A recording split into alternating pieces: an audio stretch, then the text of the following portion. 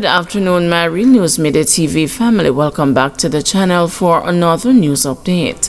And in the news this afternoon, government says it will appeal Supreme Court ruling on SOE.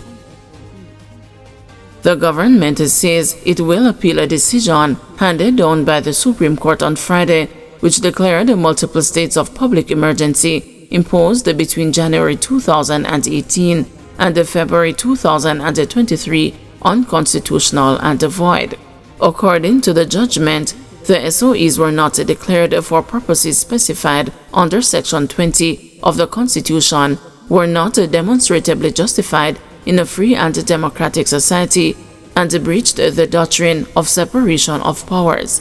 The court also declared 3 rolling proclamations on November 15, December 6, and December 28, 2022, a breach of the separation of powers as they circumvented Parliament's constitutional role under Section 24 to approve SOE extensions beyond the 14 days with a 2/3 majority.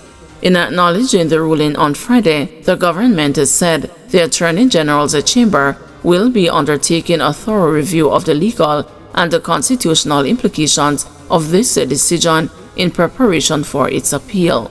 As it was satisfied with the conduct of the Parliament, the government, and the Governor-General in declaring these states of emergency, the government will now give serious consideration to this judgment as we appeal the decision, stated Attorney General of Jamaica, Dr. Derek McCoy. Dr. McCoy said the government will continue their support for security forces, stating the people of Jamaica are experiencing a historic reduction in crime thanks to effective crime-fighting strategies, historic investment in police infrastructure, increases in the number of police officers, implementation of enhanced intelligence operations, and SOEs. Jamaica recorded 132 fewer murders in the first quarter of 2025, representing the 3rd straight quarterly decline since the 2nd quarter of 2024. He continued, incidents of shootings, rapes, robberies, and break-ins have all declined consistently over the past 6 quarters, beginning in the 3rd quarter of 2023. The implementation of states of public emergency resulted in the reduction of murders and saved lives. The government and the people of Jamaica continue to view the level of murders in Jamaica, which at times would have been 3 times as high as the regional average, as a national emergency, Dr. McCoy added. Police capture suspect in sexual assault of 2 children in Old Harbour. The suspect, who was being sought in connection with the sexual assault of 2 children in Old Harbour, St. Catherine last week, has been captured in St. Thomas. He was captured in a police operation in the Yallas area. The police are making arrangements to have him transferred into the custody of the St. Catherine South Police. Commanding Officer for St. Catherine South, Acting Senior Superintendent Leighton Gray, said the suspect is originally from St. Thomas and was previously convicted on sexual offense charges. He was sentenced in St. Thomas for some sexual offenses and sent to prison.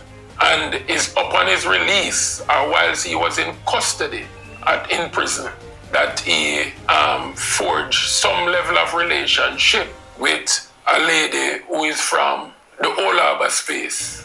And following that, upon his release, he was taken to that home in Old Harbour. Indicom probing fatal shooting at a Brownstown police station.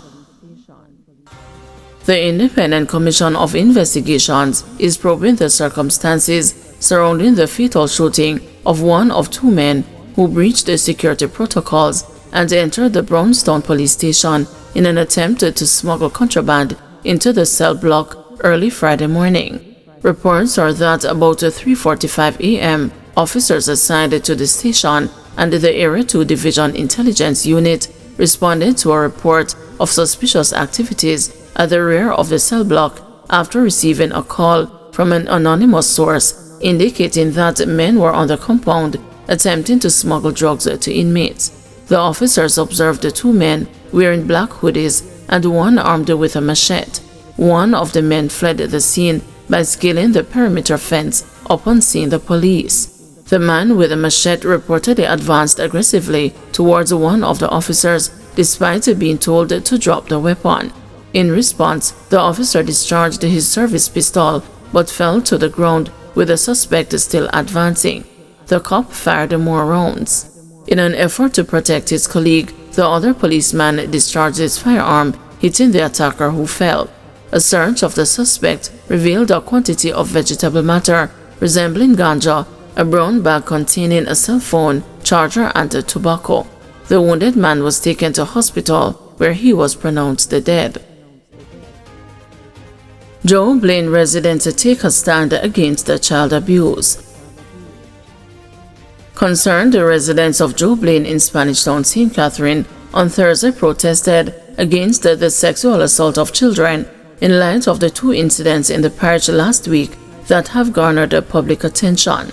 9-year-old resident of the community, Kelsey Farragon, was raped and murdered, while two sisters were sexually assaulted as they made their way home from school in Old Harbor.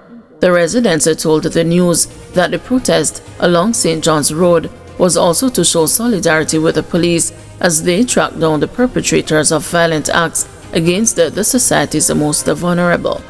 We are here also to show our gratitude to the JCF for a job well done, and that we are 100% behind them in any cases whatsoever. Stop child abuse.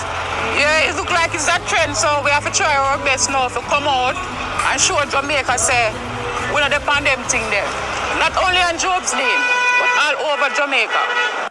The resident said community members remain tense and alert following the murder of the 9-year-old. Meanwhile, Council for the Hampton Green Division, Teresa Turner Flynn, extended gratitude to residents of Joe Blaine for Thursday's initiative to highlight the issue of child abuse. Mrs. Turner Flynn urged the Jamaicans not to shield the perpetrators. She also shared that the family of Kelsey Farragon has been receiving support. Counseling session has been started for the family itself.